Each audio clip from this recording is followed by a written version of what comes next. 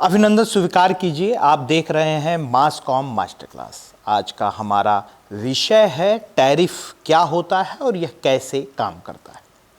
Tariff एक tax होता है जो विदेशों से लाए गए सामान पर लगाया जाता है। यह मूल रूप से उस सामान की कीमत का कुछ प्रतिशत होता है। 10% टैरिफ का मतलब है कि अगर किसी सामान की कीमत 100 रुपये है तो उस पर 10 रुपये का टैक्स लगेगा, यानी टैरिफ लगने के बाद उस सामान की कीमत 110 रुपये हो जाएगी।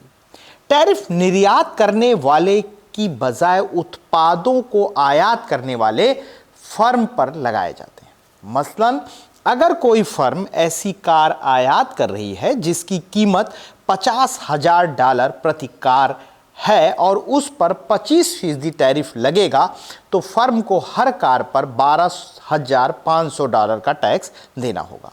अमेरिका में जो कंपनियां अन्य देशों से सामान मंगाती हैं उन्हें टैरिफ रेट के मुताबिक सरकार को टैक्स देना होता है। इसका मतलब है कि कंपनी टैक्स का पूरा भार या इसका कुछ हिस्सा अपने ग्राहकों से वसूल सकती है। अगर आयात करने वाली अमेरिकी फर्म टैरिफ की लागत सामान की कीमत बढ़ाकर पूरा करती है तो इसका आर्थिक बोझ पूरी तरह अमेरिकी उपभोक्ताओं पर पड़ेगा। जब सामान महंगा होगा तो इसकी मांग कम हो सकती है, यानी जितना ज़्यादा टैरिफ होगा सामान की कीमत उतनी ज़्यादा बढ़ सकती है। ऐसे में अमेरिकी उपभोक्ताओं के बीच महंगे सामान की मांग उतनी ही कम होगी और अमेरिकी कंपनियां कम सामान का आयात करेंगी। ऐसे में अमेरिकी कंपनियां और उपभोक्ता उन देशों के बाजारों की तरफ रुख करेंगी जहां का सामान सस्ता होगा। मई के महीने में अमेरिकी ट्रेड कोर्ट ने कहा था कि ट्रंप के पास इनमें से कई तरह के टैरिफ लगाने का अधिकार ही नहीं था, क्योंकि उन्होंने राष्ट्रीय आपातकालीन शक्तियों के अधीन ऐसा किया था। हालांकि अगले दिन एक अपील कोर्ट ने कहा कि जब तक केस पर अंतिम फैसला नहीं हो जाता तब तक जो उचित टैक्स है वो लागू रह सकते हैं। ट्रंप का कहना है कि टैरिफ लगाने से अमेरिकी उपभोक्ता ज़्यादा अमेरिकी सामान खरीदेंगे। उनके मुताबिक सामान आयात करने पर टैक्स लगाने से टैक्स की वसूली बढ़ेगी और इससे अमेरिका में ही निवेश कर सामान बनाने पर जोर होगा। डोनाल्ड ट्रंप ने अक्सर कहा है कि टैरिफ घरेलू स्तर पर रोजगार पैदा करते हैं और उनकी रक्षा करते हैं। ट्रंप टैरिफ को अमेरिकी अर्थव्यवस्था के साथ ही टैक्स रेवेन्यू को भी बढ़ाने के तरीके के रूप में देखते हैं। ट्रंप दुनिया के अन्य देशों से खरीदे जाने वाले सामान और अमेरिका दुनिया के अन्य देशों को जो सामान बेचता है उसके अंतर को कम करना चाहते हैं। इसे ट्रेड डिफिसिट या व्यापार घाटा कहते हैं। ट्रंप का कहना है कि धोखेबाजों ने अमेरिका का फायदा उठाया है। ट्रंप ने अलग अलग देशों से होने वाले आयात और खास सामान पर अलग अलग टैरिफ की घोषणा की है। साल 2024 में जब डोनाल्ड ट्रंप अपनी चुनावी अभियान चला रहे थे तब उन्होंने एक मौके पर कहा था, मेरी योजना के तहत अमेरिकी कर्मचारी अब अपने ही देश में विदेशियों के हाथों नौकरी खोने के बारे में चिंतित नहीं होंगे, बल्कि विदेशी लोग अमेरिका में अपनी नौकरी गंवाने के बारे में चिंतित होंगे। बीबीसी के इकोनॉमिक एडिटर फैजल इस्लाम का कहना है कि ट्रंप वैश्विक आर्थिक नक्शे को मूल रूप से बदलना चाहते हैं। साथ ही वह अमेरिका के साथ चीन और यूरोप के ट्रेड सरप्लस को कम करना चाहते हैं, जिसे वह अमेरिका को लूटने के रूप में देखते हैं। ट्रंप ने यह भी कहा कि उन्होंने साल 2018 में राष्ट्रपति के तौर पर जैसे स्टील और एल्युमिनियम पर टैरिफ शुरू किए थे वे अमेरिका की राष्ट्रीय सुरक्षा करते हैं, क्योंकि वे रक्षा औद्योगिक क्षेत्र की बुनियाद है। ट्रंप ने जिन देशों पर हाई टैरिफ लगाया है उनमें ब्रिक्स के देश भी शामिल हैं। नई सूची के मुताबिक ट्रंप ने ब्राजील पर 50% टैरिफ लगाया है। इसके अलावा दक्षिण अफ्रीका और चीन पर 30% टैरिफ लगाया गया है। 50% टैरिफ स्टील और एल्युमिनियम के उत्पादों के आयात पर, 50% टैरिफ तांबे के आयात पर, ये 1 अगस्त से लागू होंगे। 25% टैरिफ विदेश में बनी कार पर, आयातित इंजन और कार के अन्य पुर्जों पर 8 जुलाई को ही ट्रंप ने यह धमकी दी थी कि फार्मास्यूटिकल सामान के आयात पर 200% टैरिफ लगाएंगे, लेकिन अभी तक इस पर कोई जानकारी नहीं है। ट्रंप ने यह भी कहा था कि करीब $800 या उससे कम के उत्पादों पर मिली टैरिफ से छूट भी 29 अगस्त से खत्म हो जाएगी। ट्रंप की ओर से अलग अलग दरों से घोषित टैरिफ अब कई देशों पर लागू हो गए हैं। इनमें से अधिकांश की घोषणा इसी साल 2 अप्रैल से हुई, जब ट्रंप ने कहा था कि 10% बेसलाइन टैरिफ सारे देशों से होने वाले सभी आयातों पर लागू होगा। जो टैरिफ अब लागू है वे इस तरह से हैं, अगर उनको हम देखें तो, जैसे 50% टैरिफ ब्राजील के उत्पादों पर, 30% टैरिफ दक्षिण अफ्रीकी उत्पादों पर, 20% टैरिफ वियतनाम के उत्पादों पर, 19% टैरिफ फिलीपींस के सामान पर, 15% टैरिफ जापानी सामान पर, 15 पर ही दक्षिण कोरियाई उत्पादों पर। ट्रंप ने रूस से तेल खरीदने के लिए भारत पर 25% अतिरिक्त टैरिफ लगाने का ऐलान किया था। इसकी वजह से भारतीय उत्पादों पर लगा टैरिफ 27 अगस्त से बढ़कर 50% हो जाएगा।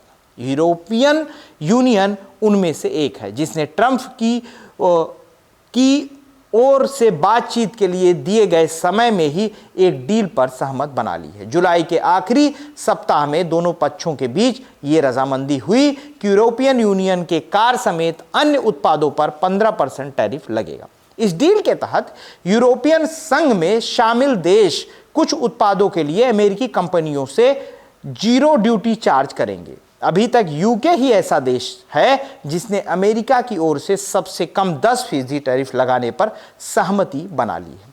ट्रंप की घोषणा से वैश्विक शेयर बाजारों में अस्थिरता आई है, जहां कंपनियां अपने कारोबार के शेयर बेच रही हैं। हालांकि कुछ दिनों में बाजार थोड़े स्थिर रहे हैं। शेयर बाजार में उतार चढ़ाव से कई लोगों पर असर भी पड़ा, भले ही उन्हें सीधे किसी शेयर में निवेश न किया हो, क्योंकि इससे पेंशन, नौकरियां और ब्याज दरों पर असर पड़ा। अमेरिकी डॉलर की कीमत आमतौर पर स्थिर रहती है, लेकिन एक समय पर इसमें भी बड़ी गिरावट देखी गई। अंतर्राष्ट्रीय मुद्रा कोष IMF और बेहद प्रभावशाली माने जाने वाले organisation for economic cooperation and development OECD दोनों ने ही टैरिफ के परिणाम स्वरूप वैश्विक आर्थिक विकास दर के घटने का पूर्वानुमान दिया। दोनों संस्थाओं ने यह भी आशंका जताई कि सबसे बुरा असर अमेरिका की अर्थव्यवस्था को झेलना पड़ेगा। ताजा आंकड़े ये दिखाते हैं कि अप्रैल से जून 2025 के बीच अमेरिका की अर्थव्यवस्था 3% की सालाना दर से बढ़ी है। विश्लेषक कहते हैं कि अमेरिका की महंगाई दर में टैरिफ का प्रभाव दिखने लगा है। अमेरिका में महंगाई 2.4 से बढ़कर 2.7% तक पहुंच गई है। कपड़े, कॉफी, खिलौनों और इलेक्ट्रिक अप्लायंसेस के दामों में बढ़ोतरी हुई है। जानी मानी कंपनी एडिडास ने यह पुष्टि की थी कि वह टैरिफ की वजह से अमेरिकी उपभोक्ताओं के लिए कीमतों में इजाफा करेगी। कंपनी के आधे से ज़्यादा उत्पाद वियतनाम और इंडोनेशिया में बनते हैं, जिन पर क्रमशः 20 और 19% टैरिफ लगाया गया है।